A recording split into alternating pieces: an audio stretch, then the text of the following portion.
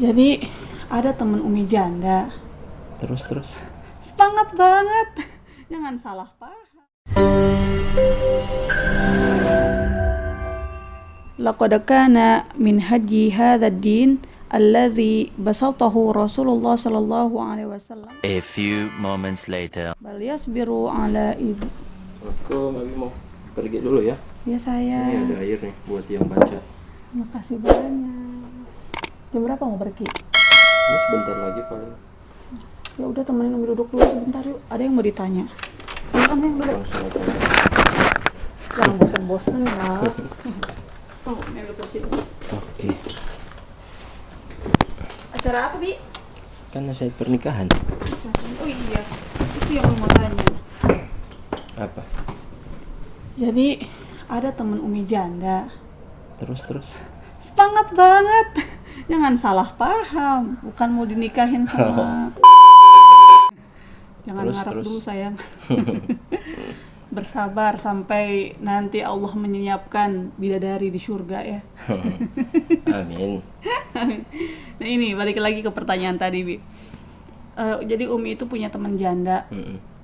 Ada laki-laki yang pengen menikahinya, Mm-mm. tapi statusnya suami orang. Jadi ceritanya pengen nikah kedua kali. Masalahnya itu iya poligami. Masalahnya yang jadi pertimbangan teman Umi itu pernikahannya itu secara siri gitu. Itu gimana sih, Bi? Kalau secara hukum agama Jadi atau ceritanya mau jadi istri kedua, istri simpanan dengan pernikahan sir. iya. Begini, pertama kita lihat dulu apa hukum pernikahan sir dan apa itu pernikahan sir. Sir itu kan sesuatu yang rahasia, bahasa Arab ya. Iya, iya. Ya, sesuatu yang rahasia. Berarti kalau nikah sir, pernikahan yang dirahasiakan. Baik. Pernikahan yang dirahasiakan dari siapa? Dirahasiakan dari istri pertama atau dari istri sebelumnya, dirahasiakan dari kerabatnya, keluarganya, anak-anaknya, orang tuanya, tetangganya ya. Iya. Itu disebut pernikahan yang sir, dirahasiakan dari kerabat dan kenalan. Nah, hanya saja selama pernikahan itu terpenuhi syarat dan rukun-rukunnya, maka pernikahan itu sah menurut hukum agama. Jadi menurut syariat pernikahan itu sah. Hanya saja karena dia dirahasiakan berarti kan tidak tercatat. Ya. Maka dia tidak tercatat di negara. Ya, karena dia tidak melalui kantor urusan agama. Nah, menurut hukum agama ini sah, hanya saja menurut hukum negara bermasalah karena dia tidak tercatat. Karena kita hidup di negara kesatuan Republik Indonesia yang ada undang-undangnya, yang ada aturan khusus yang mengaturnya, maka sebaiknya kita taat dalam bernegara. Ya, taat hukum negara. Ya, kalau bisa sih sarankan kepada calon yang akan menikahi si teman Umi ini untuk terang-terangan saja, ya. Masih Jadi takut kayaknya dia, Bi. mungkin karena takut, ya. Iya. Cuma kalau memang harus terpaksa menikah, ya, maka pernikahannya harus memenuhi rukun-rukun itu. Apa itu rukun-rukunnya, Bi? Rukun pernikahan itu kan ada 5 ya.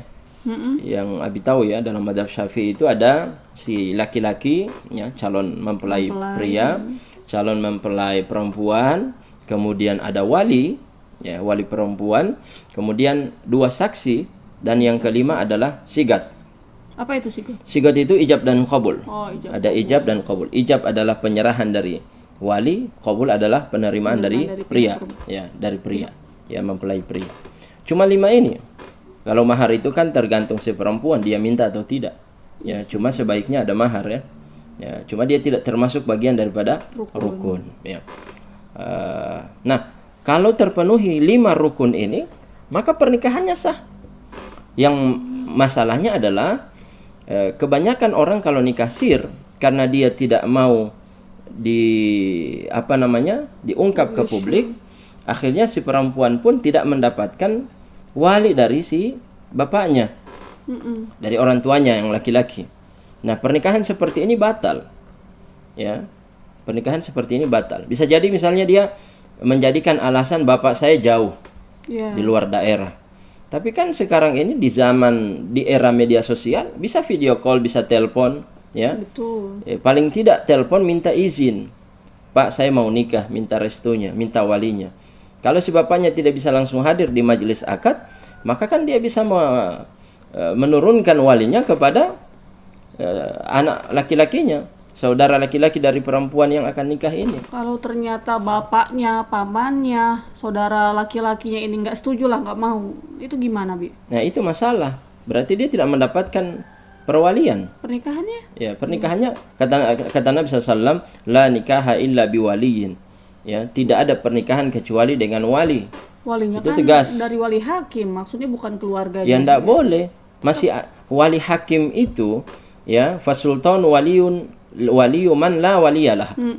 Hakim bisa memberikan perwalian kepada seorang perempuan dengan catatan perempuan itu tidak punya wali. Oh. Dia tidak punya wali nasab. Misalnya dia dilahirkan dari perzinahan, ya, anak zina misalnya. Maka kan dia tidak bisa mendapatkan hak wali dari bapaknya. Nah, kepada ibunya tidak mungkin perempuan memberikan wali. Maka dalam hal ini KUA, sultan ini mungkin kalau kita definisikan sekarang adalah KUA, ya, untuk menjadi wali si perempuan ini. Atau dalam keadaan lain bapaknya sudah meninggal. Itu kan sebenarnya turun ke kakeknya. Yang paling dekat. Ya, kakeknya sudah meninggal, ada pamannya, saudara laki-laki dari bapaknya. Sudah meninggal juga. Maka kita lihat saudara laki-lakinya. Ya, saudara laki-lakinya sudah meninggal juga. Ya, atau tidak punya saudara laki-laki.